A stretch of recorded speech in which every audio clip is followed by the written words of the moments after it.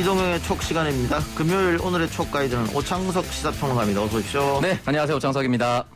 오늘 방송 몇 개째입니까? 지금 제 4개째입니다. 4개째. YTN 라디오가 키운 시사평론가. 아, 철저히 맞는 말이죠. 예. 쑥쑥 하나오고 있네요. 네, 덕분에 YTN과 함께 성장을, YTN과 함께 성장 아니군요. 저 혼자 성장을. 그래요. 앞으로 최영일 시사평론가처럼 방송 많이 하시기 바랍니다. 네, 감사합니다. 최영일 평론가는 보통 이제 평소에 하나만한 평론한다고 평소에 이제 약간 그 방송 많이 하는 건 배우시고 네. 그 평론의 내용은 배우지 마시기 바랍니다. 알겠습니다. 들을 게 없어요. 하나만한 평론이니까. 양질의 내용으로 채울 수 있도록 노력하겠습니다. 알겠습니다. 자, 네. 오늘 오창석 아나운서가 이동영의 촉 시간에 풀어볼 이야기는 뭐죠? 네, 일단 어제 김부겸 총리 인준안이 통과가 됐습니다. 박병석 국회의장이 직권 상정으로 본회의가 열렸고 찬성 168표, 반대 5표, 기권 1표, 무효 2표로 인준안이 통과가 됐는데요. 야당 불참 속에 여당 단독으로 처리가 됐습니다. 여기에 대해서 국민의힘 김기현 원내대표를 비롯해서 의원총회를 청와대 분수대 앞에서 열고 대통령의 항의 서한도 전달을 했는데요. 지금 이 상황 국민의힘 측은 굉장히 반발을 하고 있는데 과연 여야 어느 쪽으로 역풍이 불게 될까? 이게 첫 번째 질문입니다. 그 의혹이 있다고 하는 3명의 장관, 국민의힘에서는 3명 장관 다 안 된다 이렇게 얘기했지 않습니까? 네.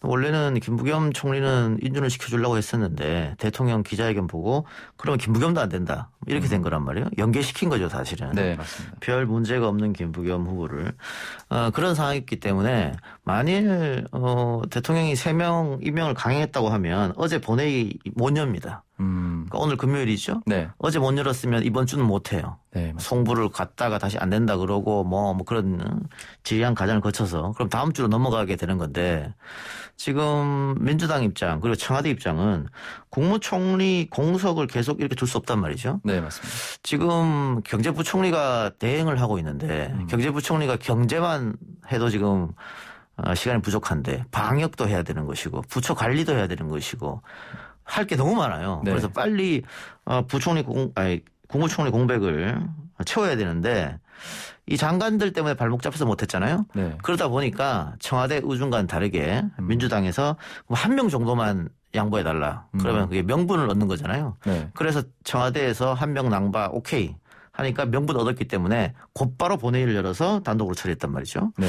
그러니까 장관과 국무총리는 다르게 야당이 반대해도 장관은 임명하면 그만입니다. 대통령이 인사권을 갖고 있기 때문에. 그러나 국무총리는 국회 인준을 받아야 되잖아요. 네. 물론 180석 가까이 여당이 갖고 있기 때문에 단독으로 이렇게 본회의에서 처리하면 됩니다. 그러나 정치라는 것은 명분 또 국민 뭐 이렇게 있잖아요. 네, 함께 와야죠. 그러다 보니까 만일 임명을 3명 강행했다고 하면 못하는 거였는데 이제 명분을 얻었다. 그래서 했잖아요. 네. 했는데 지금 국민의힘에서 굉장히 곰심을 했을 텐데 다시 초강경 모드로 나왔단 말이죠. 그렇죠. 왜 협치를 안 하냐. 그러나 민주당 입장은 협치하기 위해서 당신들이 원하는 3명 중에 1명을 날렸지 않느냐. 이거란 말이죠. 그래서 국민들의 역풍이 어디로 갈지는 좀 두고 봐야 되는데 저는 국민의힘 쪽으로 역풍이 불 것이다. 그렇게 봐요. 왜냐하면 이 관련해서 여론조사가 있는데 네. 김부겸 후보자가 국무총리에 적합하냐 적합하지 않느냐. 대다수 의견이 적합하답니다. 부적합하다 적합하다 의견이 더 많이 나왔고 모든 연령 모든 지역에서 적합하다가 더 많이 나왔거든요. 특이한 것은 호남은 당연한 거고 대구 경북 지역에서 적합하다가 더 많이 나왔어요. 이건 뭘 뜻하는지 국민의힘에서 봐야죠. 국민의힘이 그 지역 기반이 대구 경북에 있잖아요. 그렇죠. 그런데 대구 경북에서 김부겸 괜찮다고 하는 거예요. 특히 우리 지역 출신이 국무총리가 됐단 말이에요. 문재인 정부 하에서. 네. 그거 환영할 만한 일이잖아요. 그렇죠. 그런데 그걸 안 된다고 하니까 그럼 대구 경북 사람들은 어떻게 생각할까? 이것까지 좀 살펴봤을 때는 국민의힘이 이렇게 청와대 앞에 몰려가서 항의하는 것은 역풍을 조짐이 있다. 그래서 국민의힘도 생각이 있을 테니까 전반적으로 예를 들어 장외투쟁을 한다든가 네. 국회 보이콧을 한다든가 그건 못할 겁니다. 네.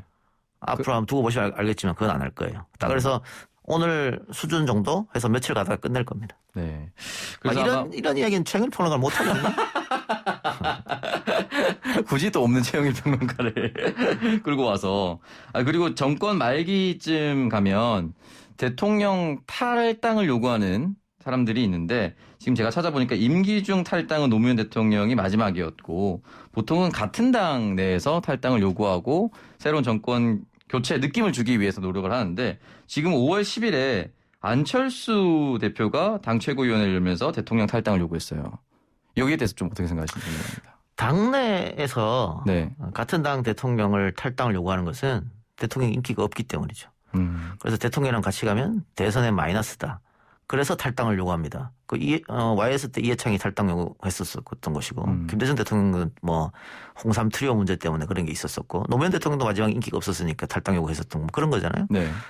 근데 지금 이 시점에 대통령 인기 없다고 할 수 없거든요. 그렇죠. 역대 대통령 4년차 지지율 중에 최고로 높은 상황이고 그리고 그 민주당 지지층 중에서는 문재인 대통령을 지지하는 사람들이 상당히 많단 말이죠.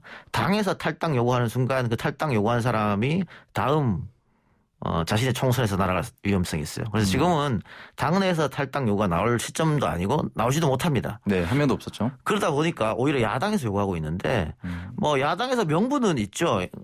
대통령 선거가 이제 10개월 앞으로 다가왔으니까 공정한 대선 관리를 위해서는 탈당하는 게 맞지 않느냐. 그러니까 명분은 겉으로 내세운 명분은 그건데 속내는 뭐냐면 소위 말하는 이간질이라고 볼 수 있죠. 그러니까 민주당과 청와대의 불협화음을 기대하는 겁니다. 그러니까 탈당을 요구하고 탈당하게 되면 문재인 지지층에서 민주당은 뭐 했냐? 왜 안 잡았냐? 지금 갈라치기 하는 거냐? 문재인을 지킨다더니 안 지키네? 이렇게 되지 않습니까? 네. 그것을 노리고 요구하는 것인데 아마 대통령도 이 요구는 들어줄 생각이 없고 민주당도 뭐 생각이 없을 거예요. 어제 신임 민주당 지도부와 대통령이 만났지 않습니까? 네. 그래서 대통령이 강조한 게 당과 청와대가 불협화음 없이 하나로 가는 것 이걸 강조한 거예요. 네. 그걸 강조했기 때문에 대통령의 탈당은 아마 없을 것이다. 모르겠습니다. 지금보다 지지율이 뭐 50% 이상 빠진다고 하면 20%를 기록한다든가 그렇다면은 당에서 그런 얘기가 나올지 모르겠습니다만 지금 상황에서는 탈당 요구는 없을 거라고 보여집니다. 네. 그래서 이제 당 밖에서만 요구가 있었고요.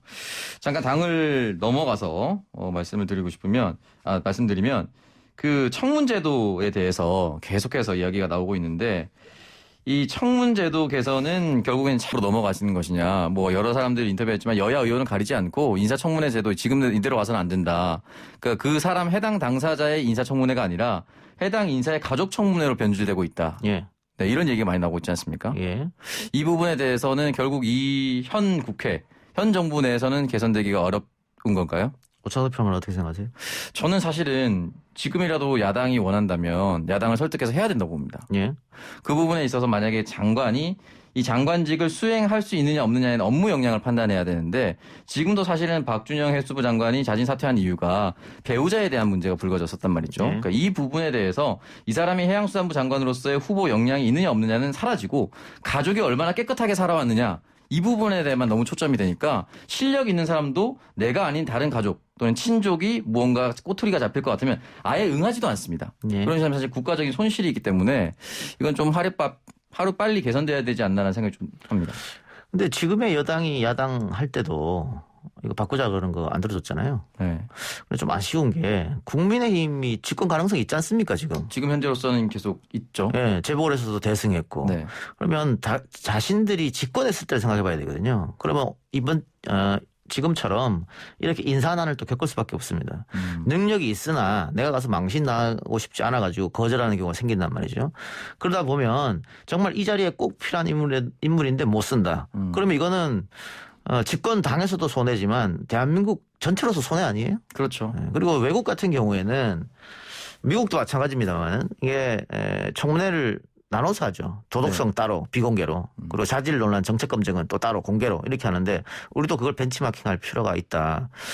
특히 우리가 좀 심한데요. 외국은 도덕성보다는 물론 도덕성도 중요하죠. 공직자가 되려면은 국민의 세금으로 녹을 먹는 사람들이니까. 근데 그것보다 정책 능력 또 자질이거든요. 네. 근데 우리는 정책이나 자질보다는 그런 걸 검증할 생각은 아예 안 하고 계속 도덕성만 따집니다.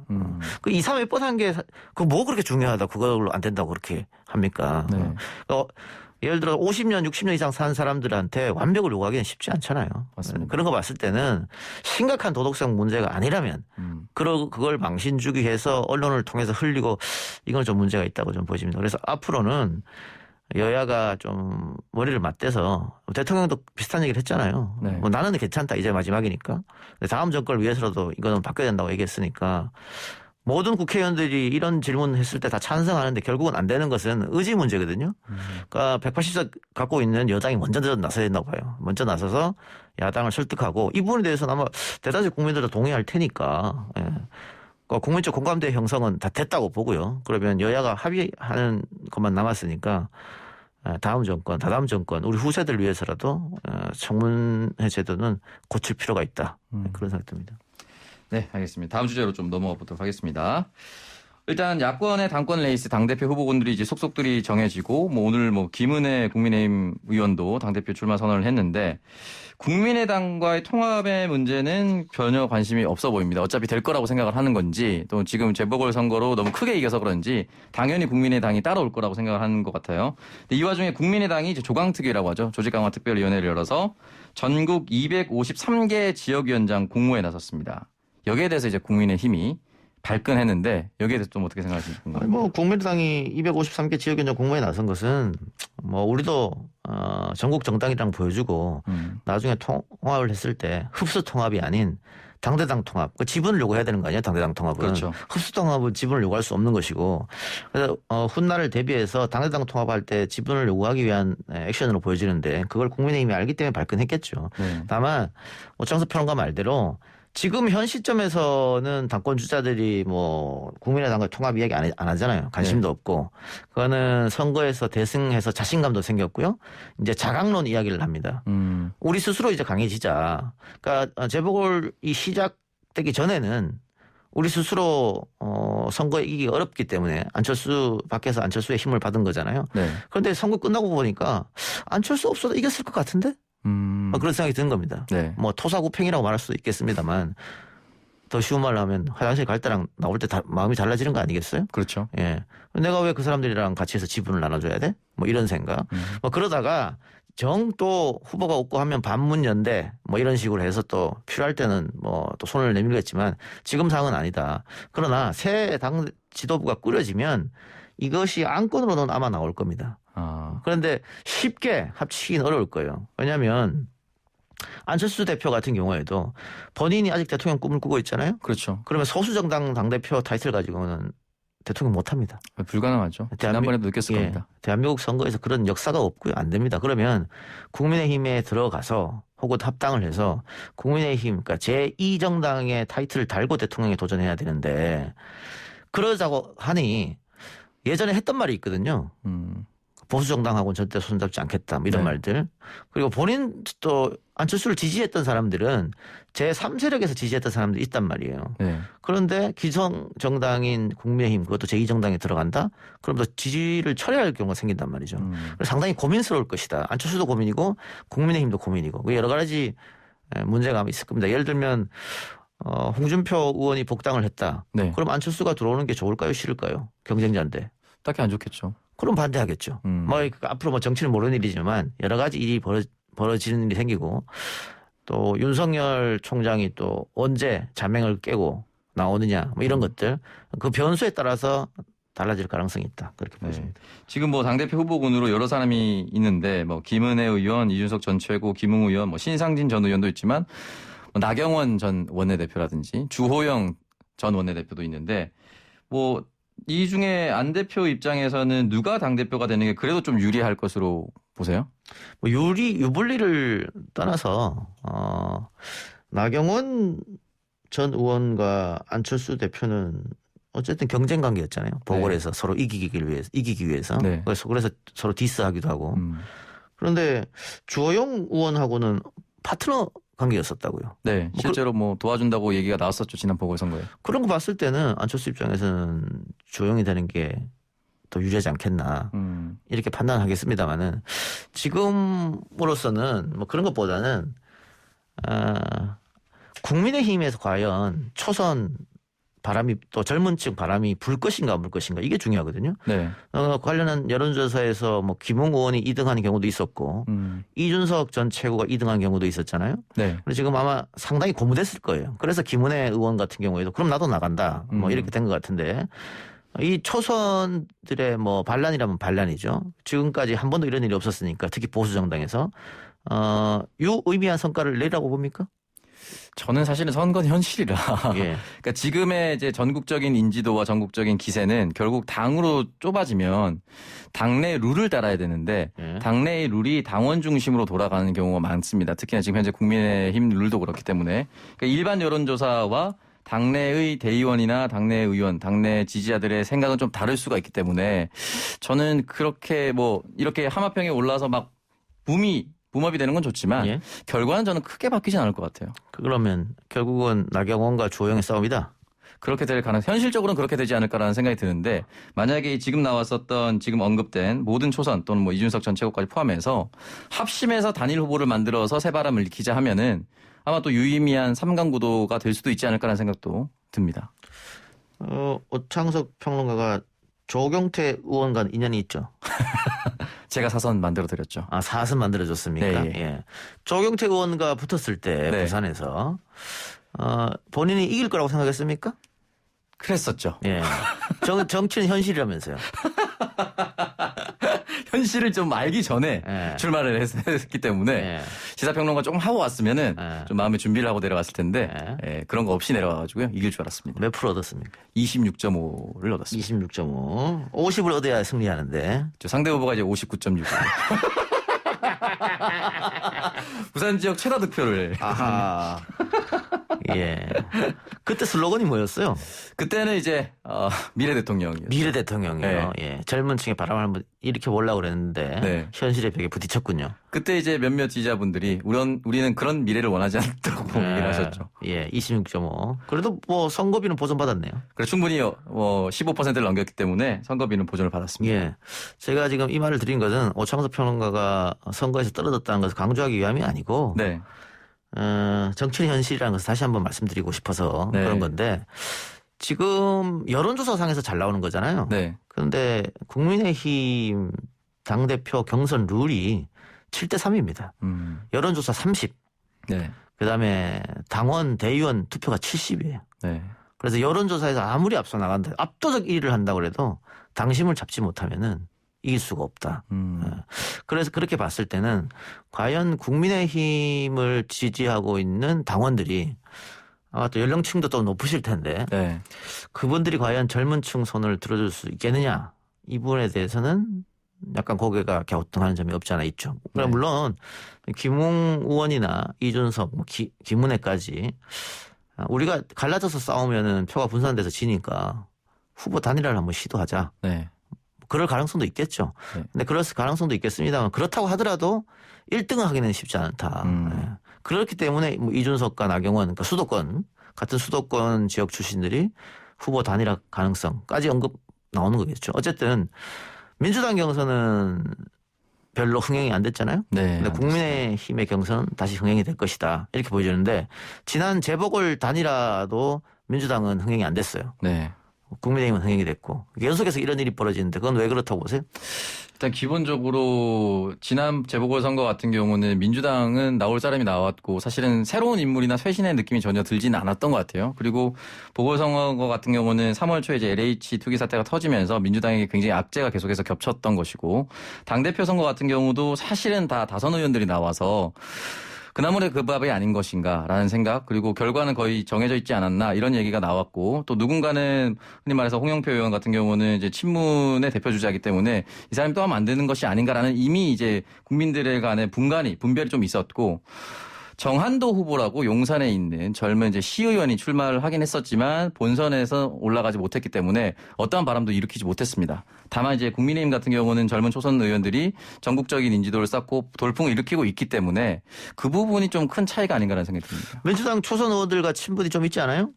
좀 있죠. 한번 도전해보라 그러지 그랬어요. 근데 이제 그런 이야기를 사적으로 한 적은 없는데 뭐 공개적으로 다른 방송이나 뭐 SNS를 통해서 했습니다만 중요한 거는 본인의 정책적 어젠다가 뚜렷하게 있어야 되는데 그런 부분에 있어서 준비가 조금 덜 된 것이 아닌가라는 생각과 함께 이 부분에 대해서 잘못 이끌면은 뭐 또 큰 피해가 된다. 왜냐하면 워낙 민주당이 위기 상황이기 때문에 조금 더 연륜에 기대려고 했던 것은 아닌가라는 생각이 듭니다. 지금 초선 의원들은 안 된다? 안 된다라기보다는 얘기가 안 하고 온다는데 안 된다기보다는 조금 더 이제 당이 위기 상황이다 보니까 조금 한 발 뒤로 물러선 것이 아닌가라는 생각이 듭니다. 알겠습니다. 오늘 이동의 첫 금요 가이드 오창석 평론가와 함께했는데 첫 시간 어땠습니까? 너무 오랜만에 이제 함께해서 좋았고요. 앞으로 금요일 잘 책임지도록 하겠습니다. 오늘 별로 하신 게 없는 것 같은데. 그 질문하는 게 역할이니까요. 좋은 질문을 제가 잘 준비해서 오겠습니다. 예, 알겠습니다. 질문도 준비하면서 제가 갑자기 또 역으로 질문하는 거는 잘 받아서 대답해 주시기 바랍니다. 네, 알겠습니다. 예, 오늘 금요일에 이동형의 초 오창석 시사평론가와 함께했습니다. 고맙습니다. 감사합니다.